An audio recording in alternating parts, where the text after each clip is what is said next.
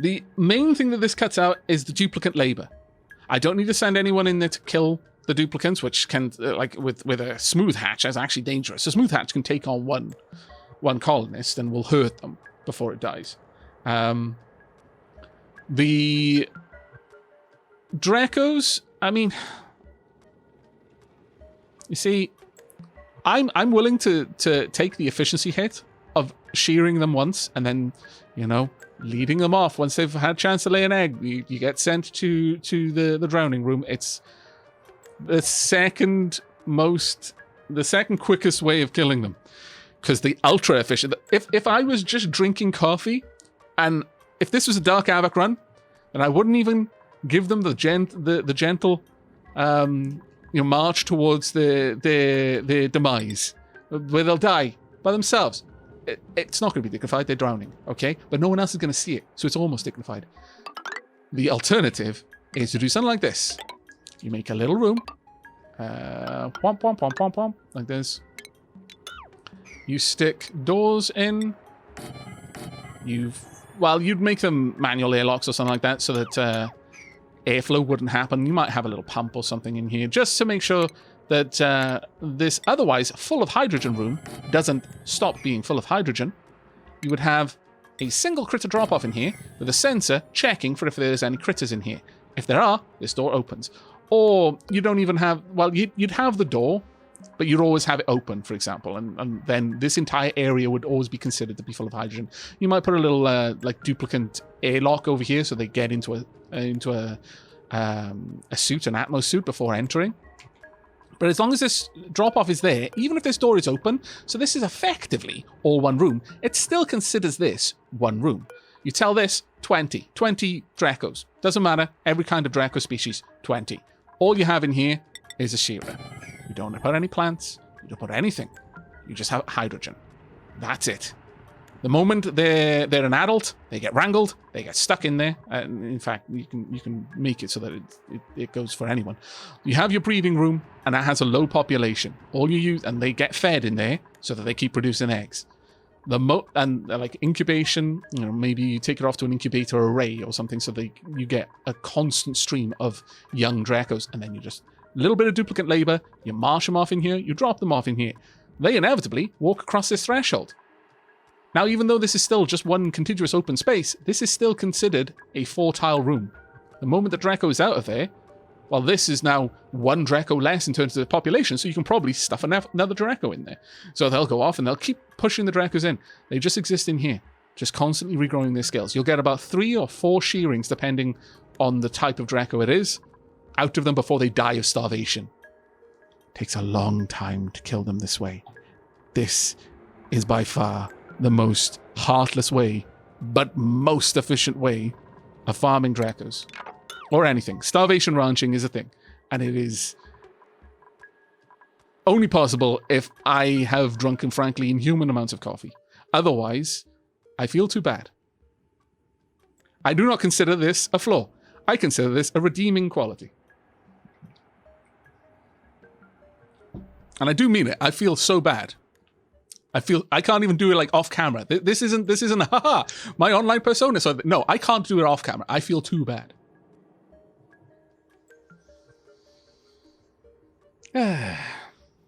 Basically the same as a modern chicken farm. That hurts my soul so much. But yes.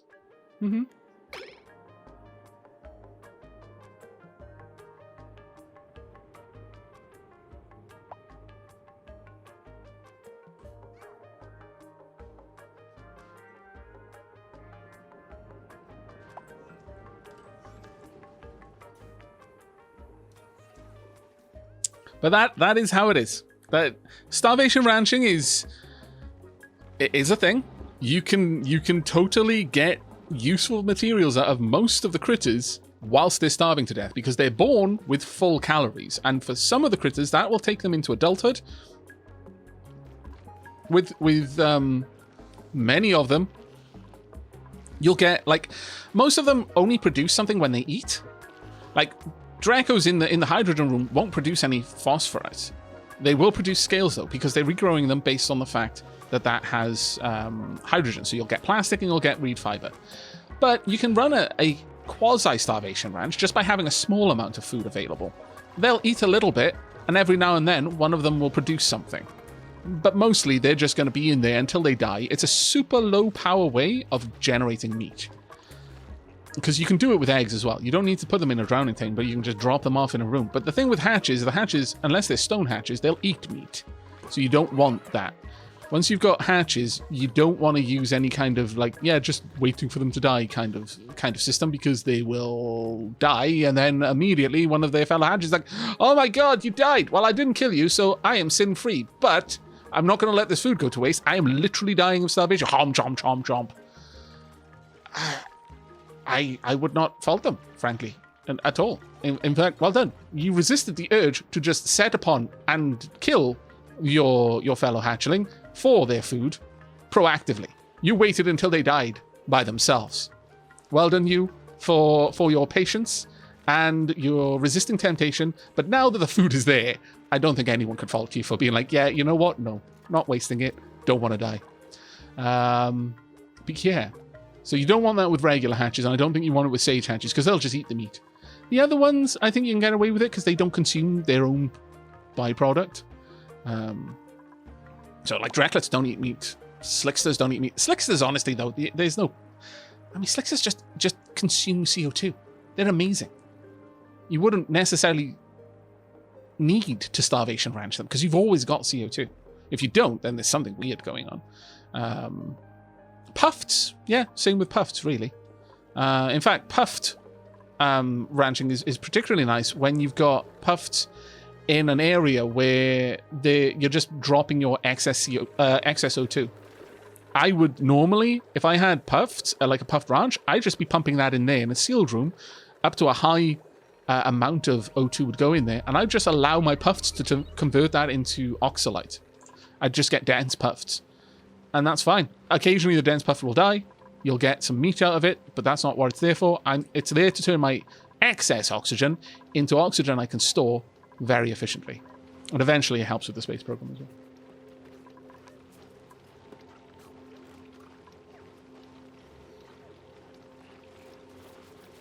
Not letting good fellow species meat go to waste. Dark Aavak approves. Yes, absolutely.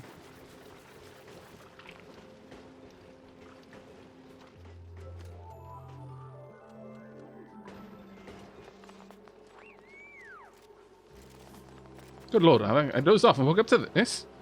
What nightmare fuel are you subjecting us to? Look, okay. It's not...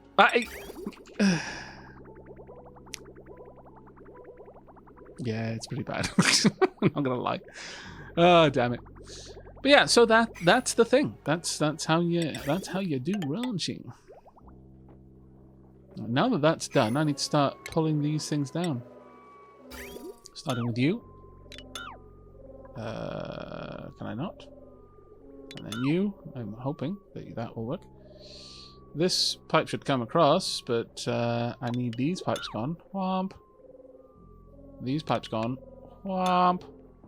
Right, now that that's happening, let's go and make sure that I'm not pulling down the wrong ones. I don't want that deconstructed. Good. Don't want that deconstructed. Good. Don't want that deconstructed. Good. Yes, I know. It's gonna get very wet in here for a little bit, but that's fine.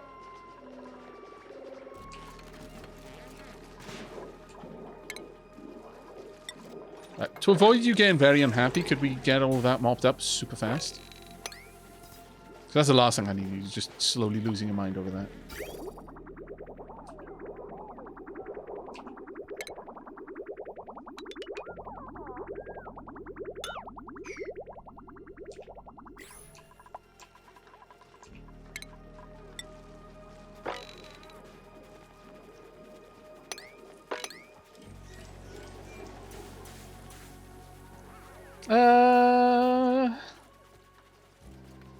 Remember, this game was made by Klei, the makers of Don't Starve, aka the game that lets you cook live rabbits. Does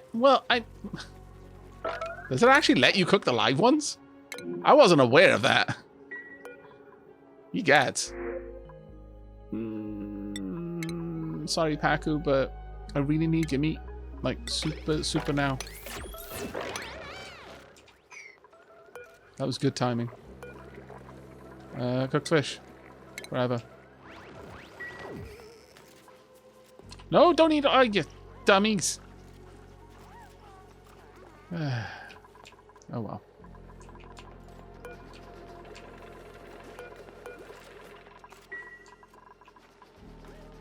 I mean, I guess. It's fair.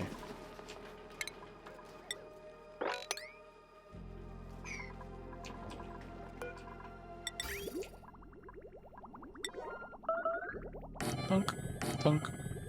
Uh-oh. Uh-oh. Ah, poop. Tunk. Right, well, that's annoying. Alright. I'm gonna have to do a little bit of something to fix that, then.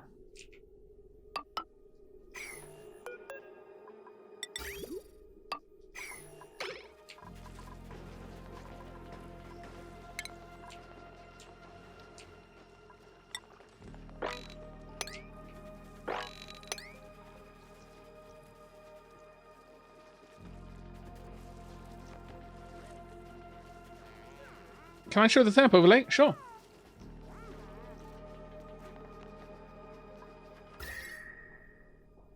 This is the temp overlay right now. This area is managing the temperature actually surprisingly well.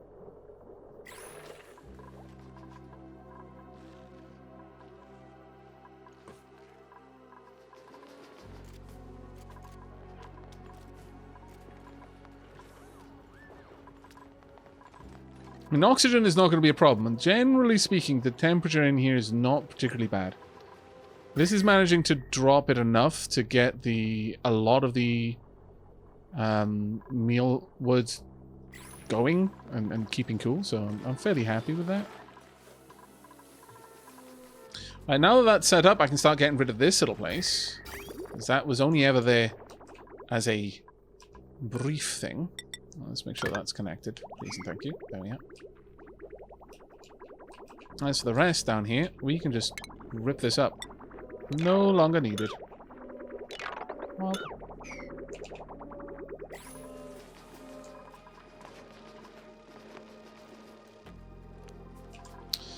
Alright, so that's the thing that's going on now. Got some more Dracos in there, that's cool. Wouldn't mind digging further up to grab all of that, but it's going to take some time.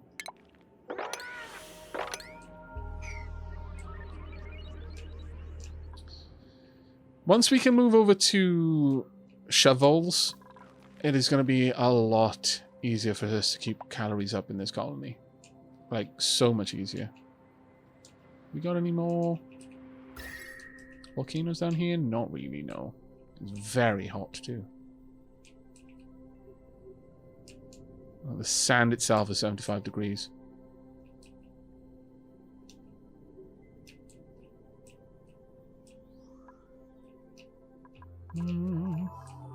This area is sharing its cold. I mean, I guess that's part of what's helping down here, is it's bleeding off a little bit of the heat, but probably not that much. But once we can get out there, we can really start getting involved in things. It'll be fun.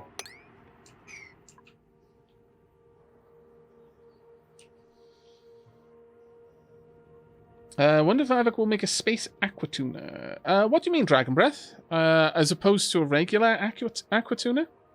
Hello, Dr. Worm. Used to be the world's address. Ah, okay. Hello, buddy. How are you doing?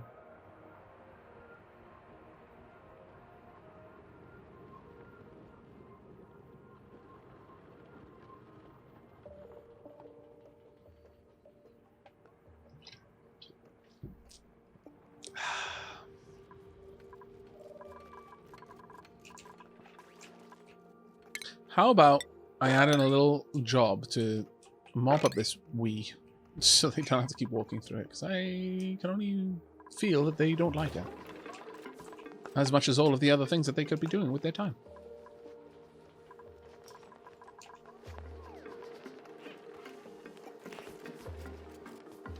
Is it not? Oh no. There's not enough... Really? There's not enough CO2 to keep that from... Huh. I would have assumed there was enough CO2 there for that to keep them going, but apparently not. Yikes. Big yikes. Okay.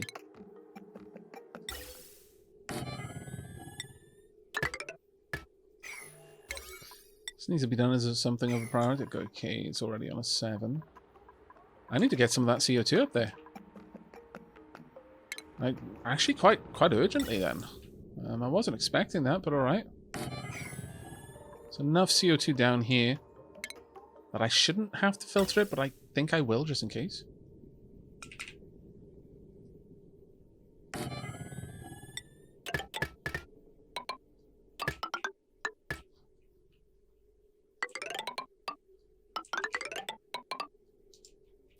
All I want is just to add a bit of CO2 into that area, and then I can stop worrying about it.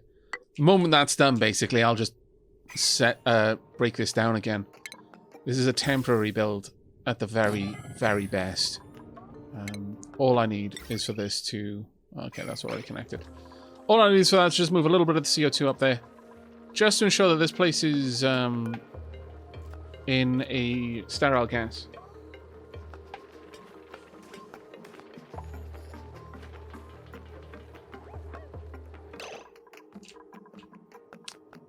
Oh, thank you very much for that. I completely missed that, and I hooked up the residual output, not the filtered output. Very, very, very true.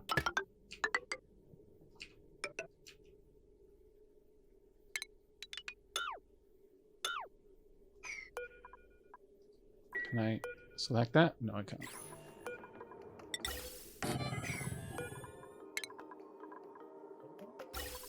Thank you, everyone. I was completely, oblivious to what I'd done there.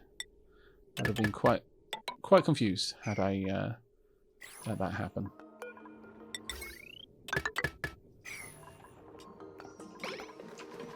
Right, got in. Let's get all this stuff done. Aavak, building an aquatuna in space allows you to dump water on it, and when it gets too hot, the water boils into steam, then gets lost in space forever, effectively deleting heat at the cost of water, or polluted water. I'm fine with setting up an aquatuna within a steam vent, honestly. But yeah, that would work. That would definitely work. As long as you prohibited the aquatuna from ever running when there wasn't water being deposited. But yeah, no, that makes a lot of sense. No, that would be a cheap way of doing it before you got plastics. Because you could run it with... As long as the material you built the aquatuna out of could handle the temperature. Yeah, 125, so it would easily handle it. Yeah, because that would take you up to 175. You just frankly wouldn't need that. You could easily do it with just copper. Yeah, that's actually... that's definitely a way of doing it. I would usually... Like, for example, I tend not to do the whole drop a droplet of water onto a robo-miner with some drywall behind it and then run a pipe of coolant through that tile. I mean, I get why that happens, because I feel that the robo-miner should transfer some of its heat onto the tile it's touching, that it's built on. And then if you ran a pipe of coolant through that tile, it should... start working on the temperature in that tile, and thus indirectly, kind of like with a degree of separation, cool the robo-miner, which you can't. So I get why people do it, but I feel it's very cheesy, given that that tile is a vacuum. That water, or whatever you put there, should realistically be boiling off, just by being in a vacuum. That does make sense. The idea of just a constant drip with that water eventually overheating and turning into steam, and then the steam itself vapor, just drifting away from that tile and then getting lost into space. That's actually a pretty cool way of doing it. That's a pretty cool way of doing it. I like that. I like that idea a lot. And I may well implement something like that.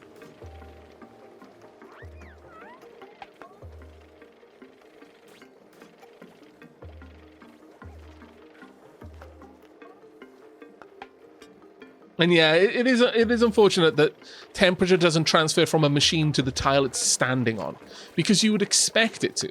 Yes, I understand that there's no medium through which the heat can transfer in the vacuum of space, and so just having the machine there and then a cooling pipe running behind it, well, unless that pipe was literally touching the device, there's no means for that heat to transfer. But yeah, it intuitively, the idea that the device is sat on these tiles, and so it should be sharing heat with those tiles. So if I cool these tiles down, which are just solid matters, the pipe is running through them and touching them, then that would work. But obviously it doesn't, because of various reasons. But yeah, that is actually a pretty cool sounding little way of doing it. Just drip a little bit of water onto the RoboMiner, with a bit of drywall behind it, with the knowledge that eventually that water will get to the boiling point and then will evaporate, taking the heat with it. I like that. I like that idea. Have I unlocked RoboMiners yet? No, I haven't. I might try to, just so that I can see what their base overheat temperature is. Because that's a pretty cool idea. I like it. Aavak approves. Right. I desperately need to get more animals. Right, we've got some more palm lilies at this point, which is very nice to see.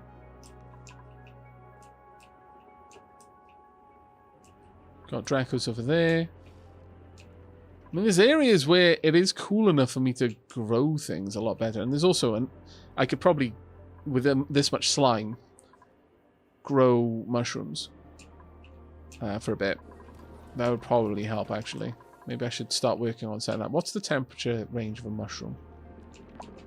Where are you? That's a cap. I mean, it's alright enough, I guess. Though the CO2 is getting hot around here. Yeah, it's almost at the point where I won't be able to grow the dust caps either.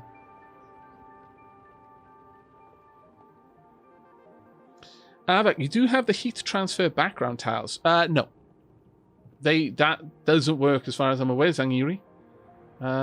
Because, again, there's no medium through which the machine will transfer the heat to the background tiles. So if you're talking about drywall or temp shift plates, it doesn't work like that. I could do this. If I go all the way up. Let's say I built a RoboMiner there. And I built that. Let's just use the thermoactive unit to represent a RoboMiner. There's not going to be any interaction between this and the temp shift plate. And that's true also of drywall. If I've got any drywall to pop down, I do not. But that won't... There's not going to be any transfer between these things.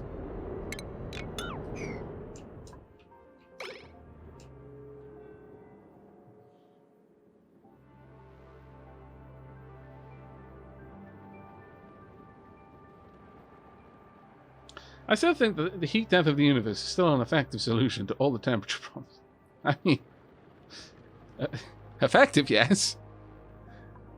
Take a little bit too long, but sure, yeah, okay.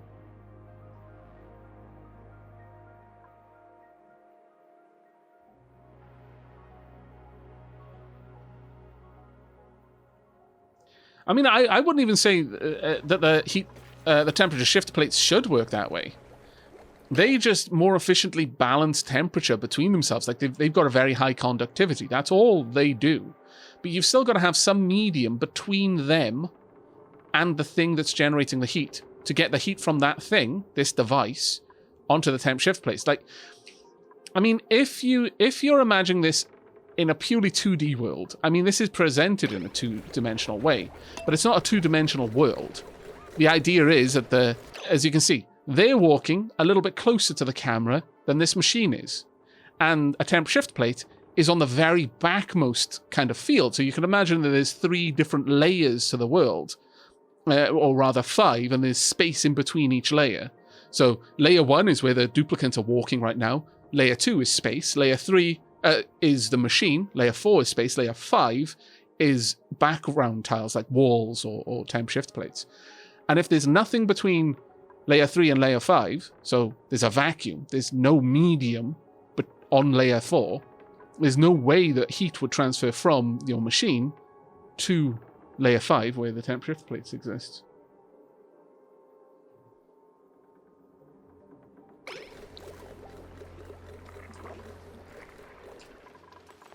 Okay, that's looking so much more healthy now. I mean, it's still going to be sucky for us, but it's looking better. We really need to get ranching up and running. So now that oh, there we go! Stone hatch, yes! Now I can actually tell you to allow stone hatches here. And furthermore, I can say, only feed stone hatches. So at this point, I can now say anything they can eat. Raw minerals. Igneous rock, granite. Yeah, let's go with igneous rock. We've got so much of that stuff. Fossil, no. I don't necessarily want to get rid of sedimentary rock, but, you know, that's fine. This can now do the same thing. Igneous rock. There we go. Our stone hatch farm has begun. Truly, this is a grand day. The grandest of grand days. Good evening, Magic Bees. How you doing, mate?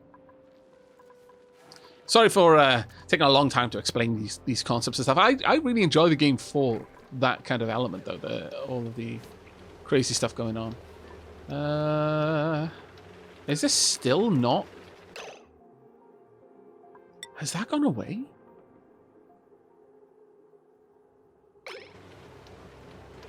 How much CO2 have we got here? This is overpressure now, unfortunately.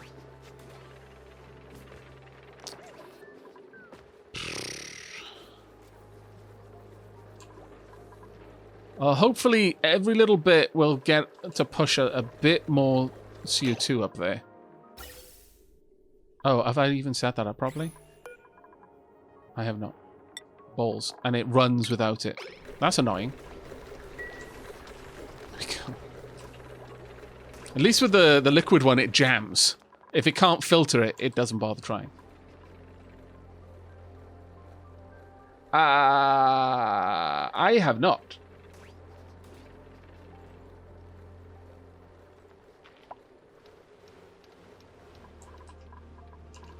No worries, Zankiri, but we were specifically talking about the fact that pipes and stuff like that don't transfer heat just by being there, so I'm not really sure why you think that was a given the conversation of the topic, but you probably just weren't tuned in to the rest of the conversation. We've been talking about it for a couple of minutes, though, but no worries, mate. Mistakes happen. It is a fact of life. Oh, well done, little Pip. Thank you.